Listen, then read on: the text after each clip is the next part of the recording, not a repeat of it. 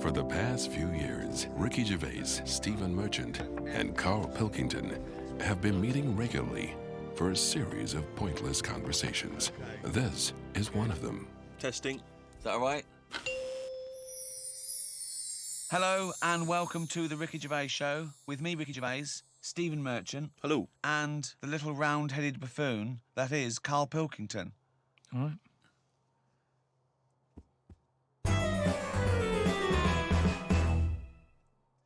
Remember we were talking a while back about the questionnaire that is often featured at the end of the TV programme Inside the Actors Studio? Oh, yeah. Where the host, James Lipton, always asks the same questions to every guest. And it's just supposed to sort of, get their creative, juices flowing, their mind working. We did ask Carl some of them. We never completed the questionnaire. Oh, let's I thought carry I'd on with fire that a few then. more at him. And that'll also introduce people to the way his mind works a little bit. Okay. What sound or noise do you love, Carl? There isn't really one that I love. Nice noises, Yeah. like the ones you get. Like I like going in the park, right? And you go, oh, that's nice, isn't it? And you get like bird noises and stuff. But with those bird noises comes a bit of stress, right? Because I was in there the other day, and like I say, little bird noises and that, and a little robin was there, and I thought that's odd. That's out early, right? Because it's like sort of summertime and that. Sure. And then I thought, oh, that's nice. And I was watching it. And then it got like a little worm, right? And I was like, hey, put it down, right? Sorry, whoa! What do you mean? Because Why I are you didn't- interfering? Why were you interfering In nature. with a robin taking a worm? Just because it was a nice sunny day and that, and I thought, you see, worms normally come out when it's raining, don't they? And you go, well, I bet they're happy to die, in a way, because it's chucking it down, it's miserable. They come to the top of the soil then, don't they? Yeah. When it's miserable. But it was a sunny day. That's they don't drown, I assume. No, it's not that, is it? It's just that they hear the water or something falling on the ground and they go up to see what's happening. What? No, wait. But why do they come up when they think it's raining? You're a worm, okay? It starts raining. Tell me your thought process. Well, you just you're down there, you can't see anything, it's dark anyway. Yeah. So the rain's coming down on the land, the worm goes, what's going on? The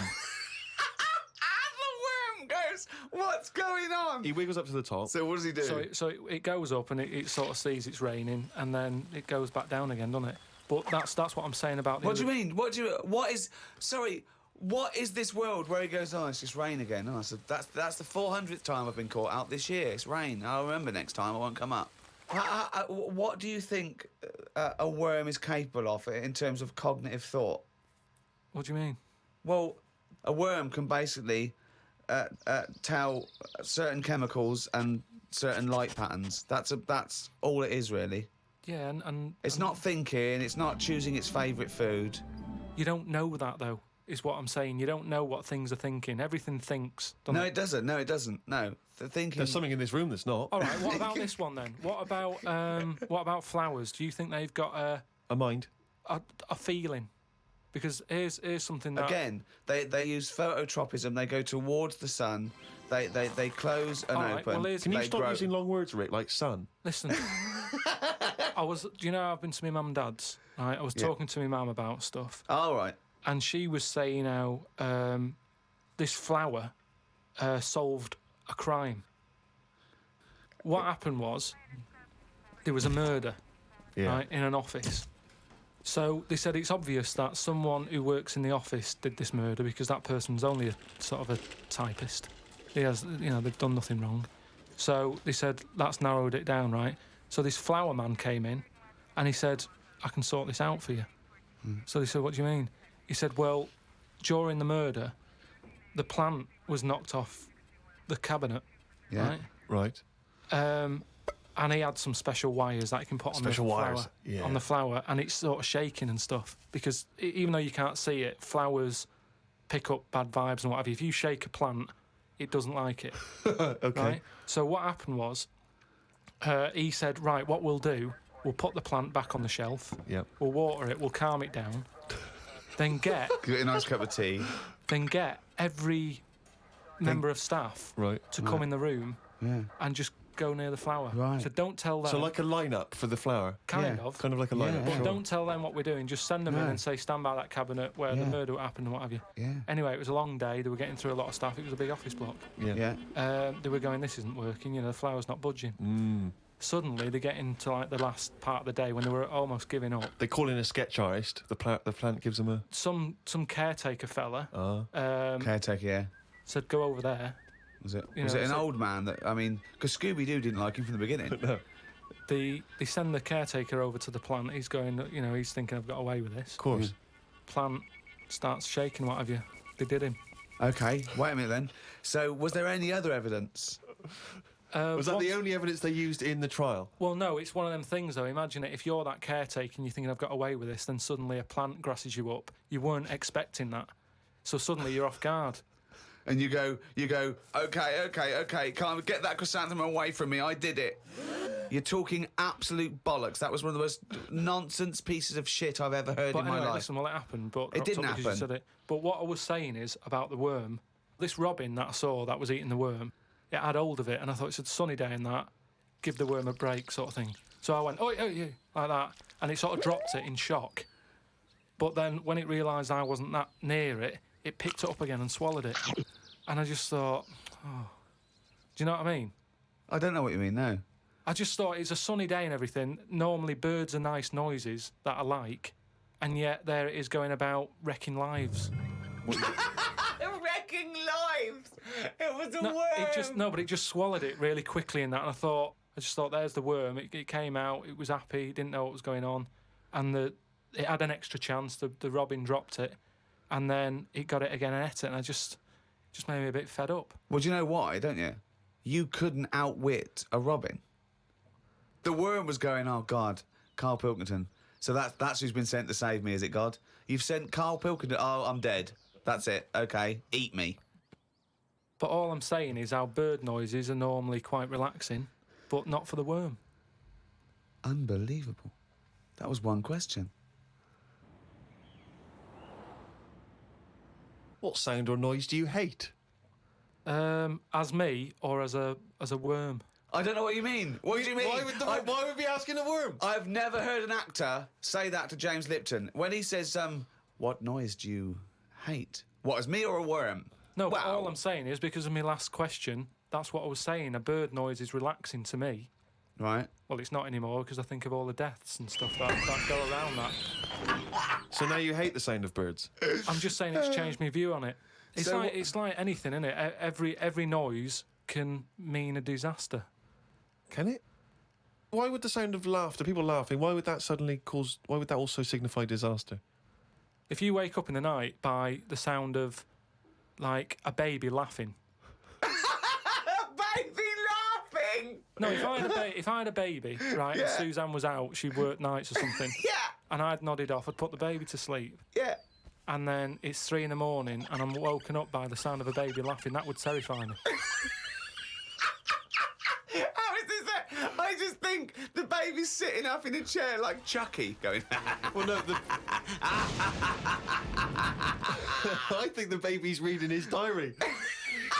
Thinking, oh, Christ, this is my father. I just hope I'm adopted. oh, God, a baby laughing.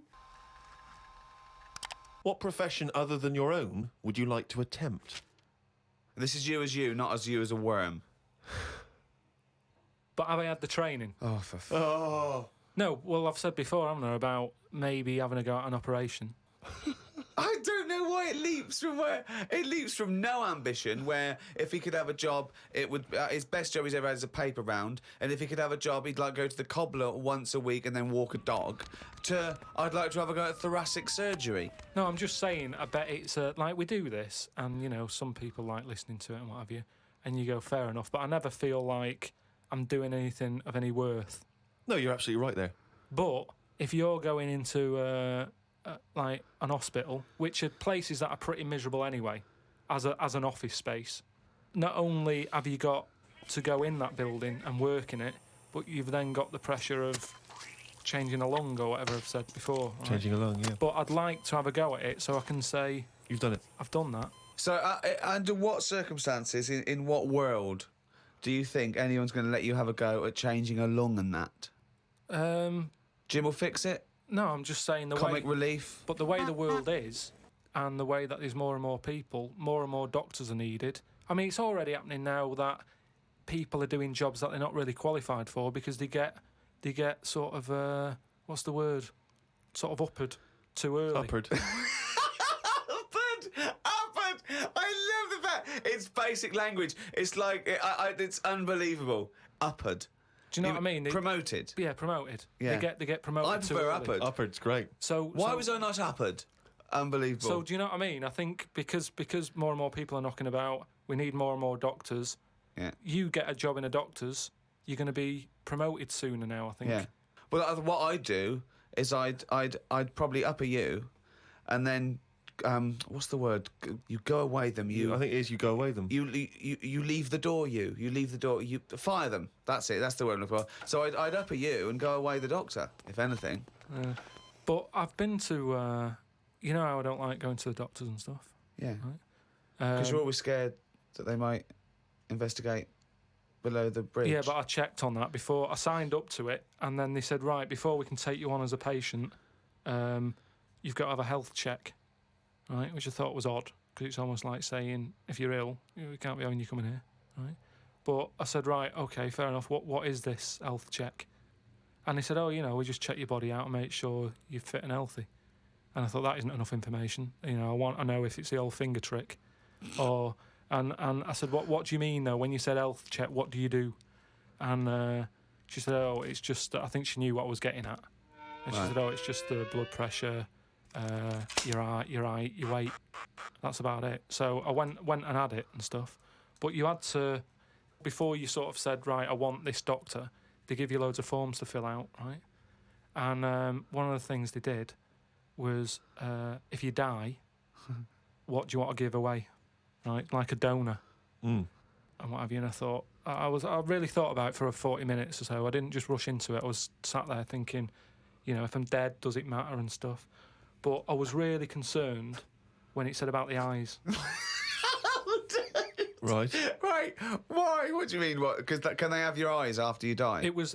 I think it was fourth on the list. Why do you care about giving your eyes away when you're dead? Just because of that thing of. We don't know for sure yet. I know that you poo-poo it, but the afterlife thing. So why, in an afterlife, would you want your eyes more than your liver and your kidneys and your lungs and your heart? Because ghosts don't eat, do they? So you don't need all your liver and your kidneys and stuff, because they're only there to sort your food out. But your eyes, if you're a ghost, I don't want to be a blind ghost. Because you're around forever then, aren't you? Once you're a ghost, that's it. So the idea of being blind when you're alive, you go, well, all right, then maybe in the afterlife I might be treated to a pair of eyes. But the fact of wandering about, dead for years, bumping into stuff...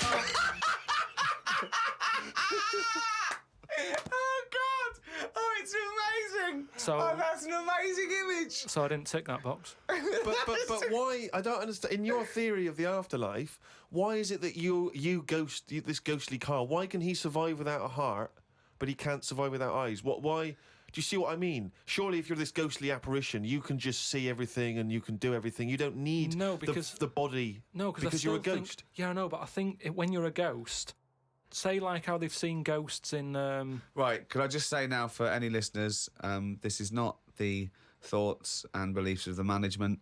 There is no such thing as ghosts. I do not believe in ghosts. I do not believe in ESP or any mumbo jumbo. Carry on, Carl. So when there's a ghost, yeah. When they see ghosts in like old castles and stuff, yeah, they've had their head cut off because they've been up to no good, right, years ago. But they're carrying it around normally under their arm. That's what I'm saying. It hasn't reattached itself. So if you take the eyes out. But Carl, how is this ghostly creature able to function? It doesn't have its head on anyway. It's carrying it under its arm. So the suspicion is it doesn't need its head. No, it does. It just happens to be carrying it around because it wants to keep it with it. The ghost is always in the last condition that it was in when it was in. Who makes these rules? The way you are in your last bit of life is how you are as a ghost forever, even in the fashion. Like I say, the ghosts that you see never wear modern clothes, so it's always the Victorian stuff. Now, if they could change it, they would, but they can't because they're stuck with it. So that's why what I'm did you see saying with the eyes. cavemen ghosts? When did ghosts start? They didn't kick in till about 1830, did they? What if you die when you're having a rectal examination? Are you always bent forward with your trousers around your ankles and someone's finger up your But arse? why would you die when you're having that done? That's why I'm not having it done. If that's you saying. No. But you might have both been suddenly killed in a terrible disaster. Yeah, a meteorite hit you. That's when you get the moaning ghosts, isn't it? They're the ones who aren't happy. So you're going round bent forward. Going, you've got "Oh." a doctor's finger up your arse, Yeah. and what are you doing? You're sort of going, oh, and that's when you have to get the vicar round.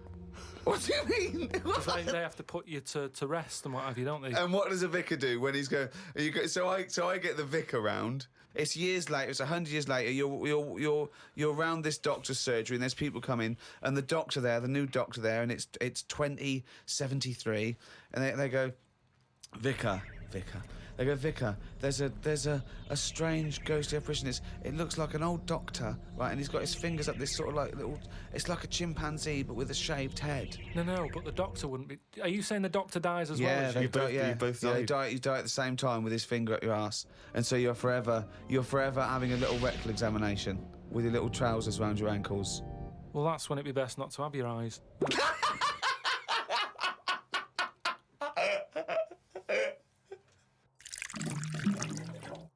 Rick, I know this is something you always get excited about. It's Carl's diary. Can we have a jingle? I don't believe it. He's got it written down. Thank you very much. Woke up to the news about an elephant in India that had sore feet, so the locals have made it a big pair of slippers.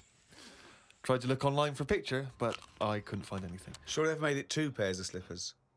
Well, I'm only going by the facts in the diary, Rick, and I would have thought that they were absolutely bona fide and fact-checked and completely Yeah. accurate. I'd be very Yeah. surprised if there's any mistakes in here. I'm sure they've done this for an elephant before. I thought elephants have bad memories. No, Well, no, but fair enough. I thought elephants have bad memories. If they have, I'm guessing it's going to keep forgetting where it's left them. I mean, just to get if it's a myth, the myth completely wrong. Yeah. Elephants never forget. That's the saying. Not they always forget. So you can buy them slippers every year. Carl says, I haven't had a pair of slippers for years. He thinks they're dying out. No, I love slippers. I love a pair of slippers, I love mate. a pair of slippers, mate. Just wear socks. You're having a laugh. Slidey on a no. slidey on a piece of lino. I know. And what about if you maybe opening a brand new box of thumbtacks? You drop them all over the floor. You're trying to pick them up. Rick, I've got to pop across the road to get some milk, but Well, it's right opposite. I'm surely not going to go in my socks, though, am I? But I don't want to put on the shoes. It's mad. No. Pop some slippers on. But perfect, yeah. Yeah. You shouldn't go out in your slippers Why not? Just across the street, mate, to get some milk. because they're inside shoes. You don't go rowing about on tarmac in slippers. That's basic. But you don't have any slippers, so No, you're but- just tiptoeing across the street, you know. I with put your- my shoes on. But you can pop out and get the paper and the bottle of milk, can't you, in the slippers without any harm done? No.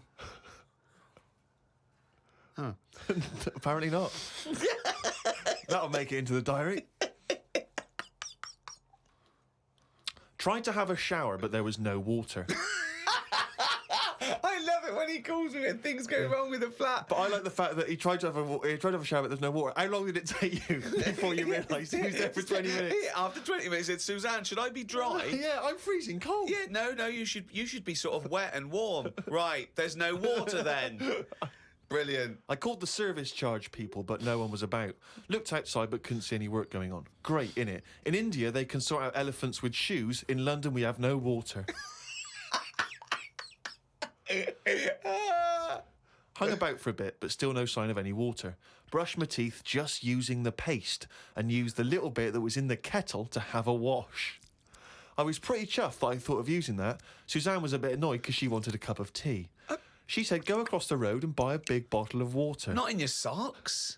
Pop some slippers on. Go across the road and buy a big bottle of water, she said. I never thought of that. You had a wash using the water That's in the bottom of the kettle. Yeah, well, that's clean, isn't it? But how much? There's only a little drop in there. No, it's a big kettle. So what, did you just wash your face? Yeah. So you didn't wash your body or anything? Your genitals Well, were you couldn't, could filthy. you? You've got to look at what you can do with the water available. People in Africa and that short of water aren't wasting it, saying, oh, the feet are a bit dirty. They drink it. What do you mean? Had a look online to see what's been going on. Scientists say that Everest, brackets, the mountain, just in case you've confused that with any other Everests, Maybe the double glazing people. Yeah. You say that scientists say that Everest has grown a bit. The way they were talking about it, you'd have thought it's grown loads. It's only inches. No, isn't that... They found out that it's actually a couple of inches taller than they first thought because their methods of measuring are more accurate than they were 20 years ago. So it's bigger than they thought it was. It hasn't grown. No, I just think what's happened is at the bottom, because of like people are always climbing up it, aren't they? Right? Yeah. So they're sort of wearing away the soil at the bottom. Talk rubbish. So their weight also, has pushed it down. it's also measured against sea level. It's not measured about when you get... Otherwise, they'd just dig a big hole, wouldn't they, and go, right, it's down to here. If the peak is measured against sea level. Does it matter at the end of the day? No, but it's just nice to know, isn't it? Yeah, but that's what I'm saying is we don't need to know that. It's not going to put anyone off. Like Brian Blessed, who's always climbing up there for fun, he's not going to go, oh, I could handle it last year, but 2 more inches. Forget that. Going to be shattered. So don't worry about it. It doesn't matter how big it is. Something else, though, that's happened since, right? They were climbing up there, and someone got near the top, and they were sort of climbing up like that, holding the cliff edge and that. And they'd forgotten the flag. Had to go back. No, their hand hit the bit of rock, and it went like, ding. I'm like, what's that? It went, ding, ding. Put another hand up, ding, ding. Piano under there. They don't know how it's got there.